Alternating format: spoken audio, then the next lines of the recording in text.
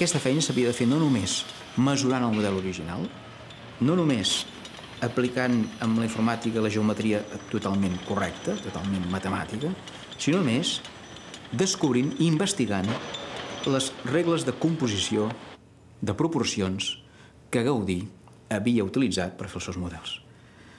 Per tant, la construcció de la nau principal ens ha donat informació no només d'unes formes geomètriques, no només de les formes del projecte de Gaudí, sinó de la manera com Gaudí va arribar a aquestes formes. En aquest sentit, Gaudí també ens va ajudar. És a dir, el fet de reduir el projecte a molt poques geometries que es combinen entre elles i que a vegades les trobem en petita dimensió o en gran dimensió, dona un llenguatge arquitectònic i geomètric basat la gran part en la línia recta que facilita la comunicació, perquè tothom a l'obra sap el que és una hiperboloide, tant l'arquitecte que ho està dibuixant com el paleta que està construint voltes catalanes.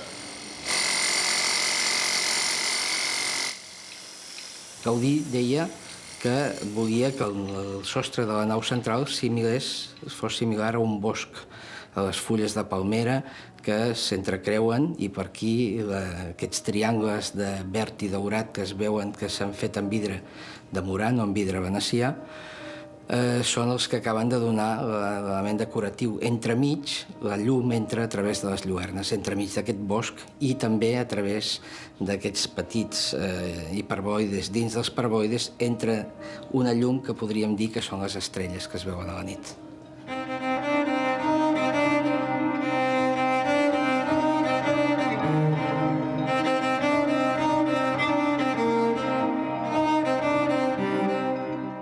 Situats nosaltres en una posició central i mirant cap amunt, totes les entrades de llum van a parar en el centre. I, per tant, es tindrà una sensació de volta celestial, diguéssim.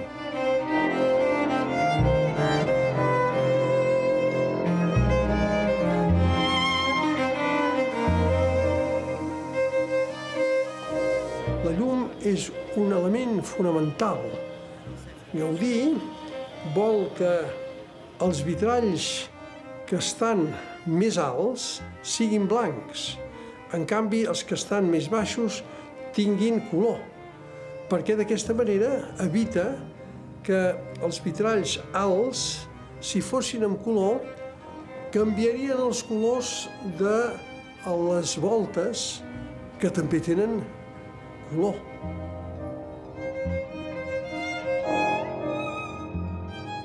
Aquí, a més, la llum llisca, això li agradava molt dir, la llum llisca i entra, doncs, com en un bosc, lliscant per il·luminar d'una manera suau, no violenta, l'espai. El pare del senyor Bonet encara hi era el primer cop que vaig veure l'edifici, tot i que llavors ja tenia uns 90 anys. I vam poder fer fotografies de la llum el primer cop que va entrar per les finestres i va il·luminar les superfícies. I les hi van portar abans que es morís. I tots es meravellaven dels efectes d'il·luminació quan la llum s'anava movent per les superfícies. I ell només va dir, home, què us esperàveu? Va ser una mica com... Esclar, és així.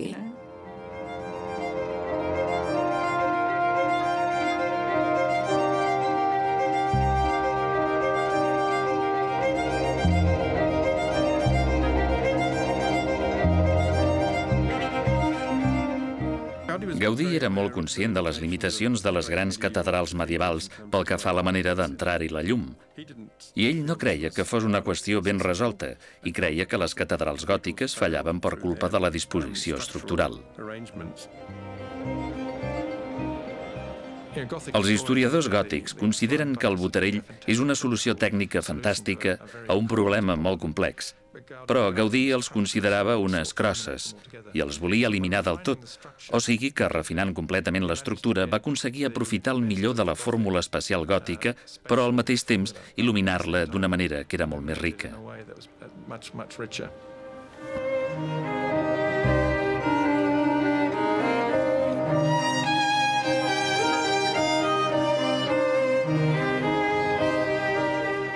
l'església de la Sagrada Família, Gaudí havia fet realitat la seva visió de la llum amb la interpretació perfecta dels sistemes naturals que tant admirava, creant una lleugeresa estructural que no tenia precedents en un edifici d'una magnitud i un pes similars.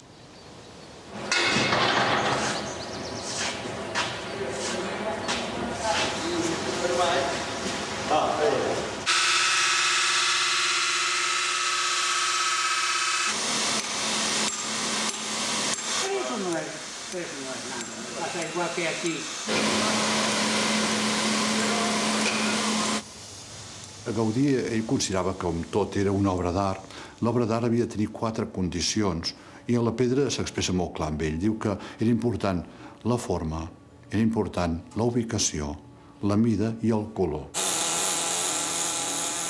La seva pedra té sempre un color determinat, té una forma que vol dir unes mesures i vol dir també a vegades una textura, que la pedra sempre necessita. Textura vol dir la percepció visual que tenim, les profunditats, les entrades i sortides de la pedra.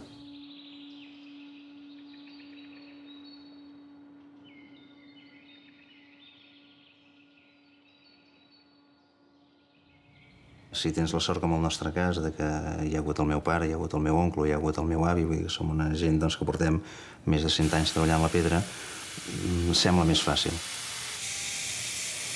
Quan tu fas una peça, quan l'acabes, l'has de poder tocar, li has de passar la mà per sobre, l'has de sentir que està ben feta, li has de mirar les ombres, inclús quan parlem d'una peça tipus Gaudí, que pràcticament tot són escultures, quasi bé has de tancar els ulls, passar la mà per la sobre i sentir aquella peça que t'has imaginat. Construir les formes que Gaudí s'havia imaginat fa més d'un segle continua portant al límit la tecnologia actual i exigeix solucions enginyoses al màxim. Haver d'interpretar els plans de Gaudí per les seccions que no va modelar ha fet que el repte hagi sigut encara més gran.